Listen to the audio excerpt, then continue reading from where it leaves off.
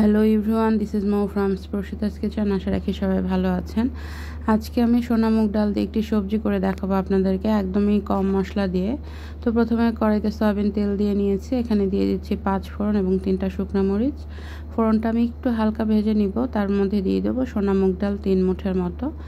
এখানে ডালটা আসলে আপনারা কম বেশি নিতে পারেন, তবে যেহেতু সবজি দিয়ে রান্না করব খুব বেশি ডাল দিতে হবে না, 3 মুঠ দিলেই যথেষ্ট।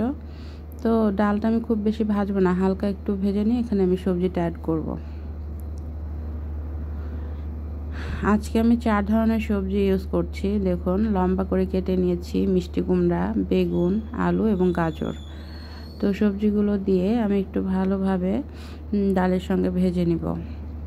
দিয়ে দিচ্ছি এখানে পরিমাণ মতো হলুদ এবং লবণ।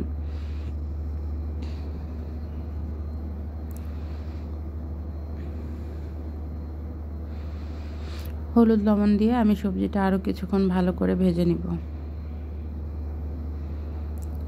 আসলে আমাদের হাতে অনেক সময় থাকে না যে আমরা অনেক বেশি মশলা দিয়ে রান্না করব। তো সেক্ষেত্রে এভাবে যদি আপনারা খুব হালকা তেল মশলাতেও রান্না করেন, সবজি কিন্তু খেতে ভীষণ মজার হয়। মানে কেউ বুঝতে পারবে না যে এখানে এত কম মশলা দিয়ে রান্না করা হয়েছে। আর 5 ফোড়ন থাকলে কিন্তু যে কোনো সবজির টেস্ট অনেক ভালো আসে। তো আপনারা এভাবে ট্রাই করে দেখতে পারেন।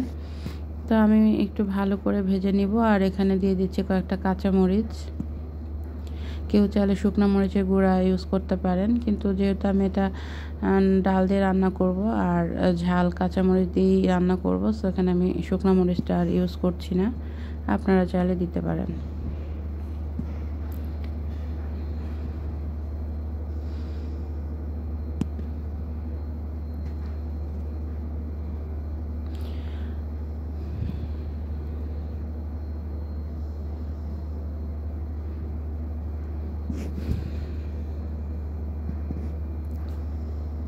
আমি বেশ অনেকটা সময় নিয়ে কিন্তু সবজিটা ভেজে নিয়েছি।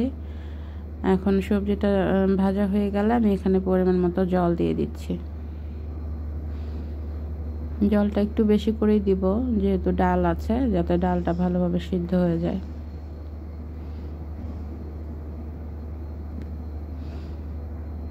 এখন এটা ভালোভাবে ফুটতে থাকুক। যখন সবজিগুলো সিদ্ধ হয়ে আসবে এবং ডালটাও গলে আসবে, তখন আমি এখানে ঘি এবং গরম মশলা ইউজ করব।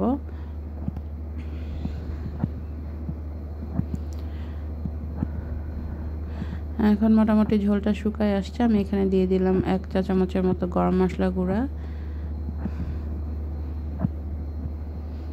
ডালটা আর একটু সিদ্ধ হয়ে আসলে এখানে দিয়ে দিচ্ছি 2 চা চামচের মতো পাবনার খাঁটি গাওয়া ঘি। এখন সবজিটা আমি একটু হালকা আছে এটা রেখে দিব কিছুক্ষণ, যাতে এটা আর একটু গা মাখা হয়ে আসে, এবং গা মাখা হয়ে গেলে এটা আমি নামিয়ে নিব। এই সবজি আপনারা গরম ভাত, পোলাও, পরোটা, রুটি যেটার সাথেই খাবেন না কেন ভীষণ মজার, এবং এত কম মশলায় রান্না করা হয় যে এটা মানে বোঝা যাবে না, চট করে কেউ বুঝতে পারবে না। তো থ্যাংক ইউ সবাইকে যারা এতক্ষণ পাশে থেকে দেখলেন। যদি আমার ভিডিওটা আপনাদের ভালো লাগে তাহলে অবশ্যই লাইক, কমেন্ট এবং শেয়ার করে পাশে থাকবেন। আশা রাখি আপনাদের ভালো লাগবে রেসিপিটি। ধন্যবাদ সবাইকে, সবার জন্য অনেক অনেক শুভকামনা।